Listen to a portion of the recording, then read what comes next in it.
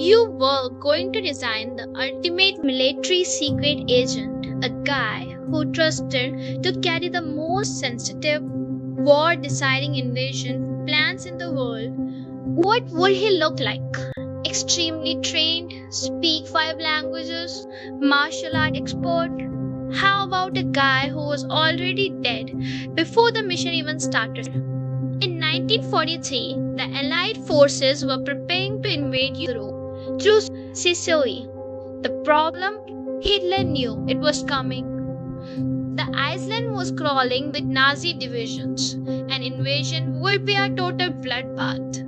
So, two British intelligence officers came up with a plan so bizarre, so morally questionable, that it almost got shut down immediately. They decided to find a corpse in London, invent an entire fake identity for him, strap a briefcase of fake invasion plans to his wrist, and drop his body off the coast of Spain for Nazi spies to find. This is the story of Operation Mincemeat, how a dead man with no military training single-handedly tricked an entire empire and saved tens of thousands of lives. First off, where do you even get a body for a secret government operation? British intelligence wouldn't just use a soldier who died in combat. An autopsy by German doctors would reveal shrapnel or bullet wounds.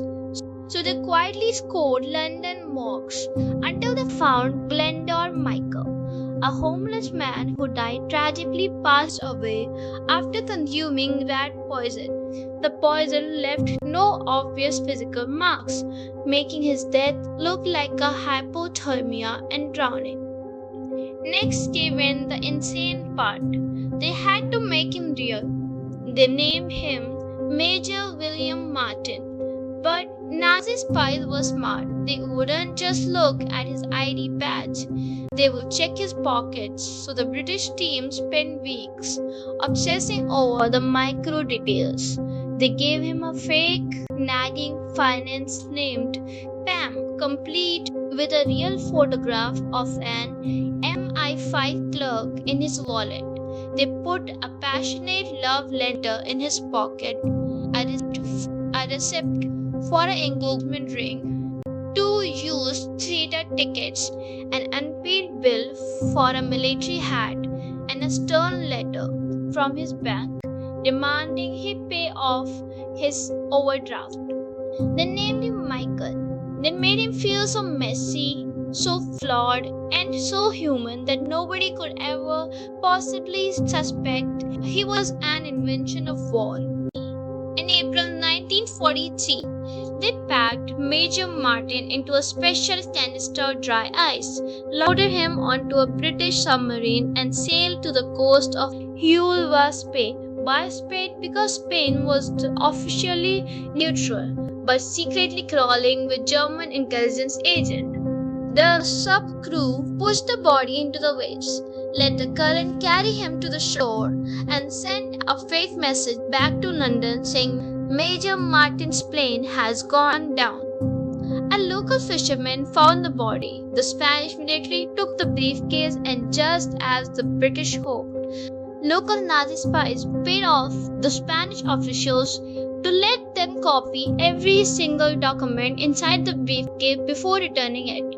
Inside was a letter to a British general casually mentioning that the Allied invasion was not happening in Sicily, it was happening in Greece and Sardinia.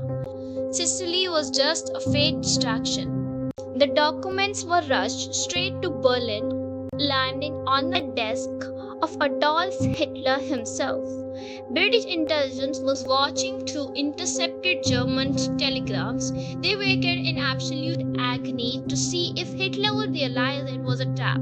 He didn't. Hitler believed every single word, but he immediately ordered entire panzer tank division and thousands of troops away from Sicily and sent them to protect Greece instead. He even moved German torpedo boats to the wrong area. When the Allies finally launched their actual invasion of Sicily, a few weeks later, the Italian and German defenders were completely overwhelmed and understaffed. The island fell in weeks, saving an estimated 20 to 30,000 Allied lives. When the news reached Winston Churchill, he sent a secret three-word telegram to his team: Mincemeat swallowed whole. Today, Glendale Michael lies buried in Spain with full military honors under the name Major William Martin, a homeless man who died in obscurity, who unintentionally ended up performing the single most effective intelligence trick in modern history. The military using fake identities and wild ocean missions didn't stop in World War II. Through decades later, the CIA took his concept to a whole new level when they used a fake deep sea mining ship and an eccentric billionaire to steal a sunken nuclear submarine right under Russia's nose. Click here to watch how that $800 million deep sea heist unfolded. See you there.